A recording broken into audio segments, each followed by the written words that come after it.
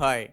Today news is we begin in Gaza where airdrops have begun over the territory. It's parachuted 25 tons of aid into Gaza. Israel says it has airdropped aid too, and lorries carrying supplies have begun entering from Egypt after Israel opened a number of border crossings. The developments come after the Israeli military announced a tactical pause in three parts of Gaza to allow food and medicine to be distributed. Those areas are Al Mawazi, Da Al Bala, and Gaza City. Aid agencies have been warning that mass starvation is taking hold in Gaza, with the health ministry there saying six more people have died from malnutrition, bringing the total to 133, including 87 children. Medical officials also say at least 9 Palestinians were killed and 54 others wounded in an Israeli shooting, apparently targeting civilians gathered at an aid convoy route in central Gaza, and other international news organizations are prevented from reporting inside Gaza by the Israeli government. Footage released by the Israeli military showing its planes dropping seven packages of aid into Gaza, where 2 million people are facing a hunger crisis.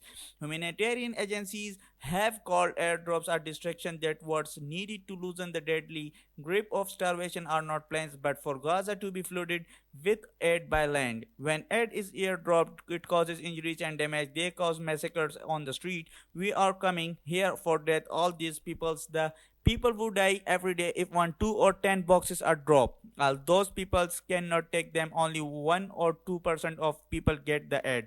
Today, Israel also announced it would implement humanitarian corridors for aid distribution by land, addressing a key demand from all agencies that the military allows the safe passage of trucks following repeatedly deadly incidents in which they accuse the Israeli military of shooting Palestinians crowding the convoys. But already today, as footage showed trucks at the border firing up their engines and moving through the Arafah crossing into Gaza. At one hospital, medical official said at least 9 people were killed when Israeli troops shot at Palestinians waiting for a convoy.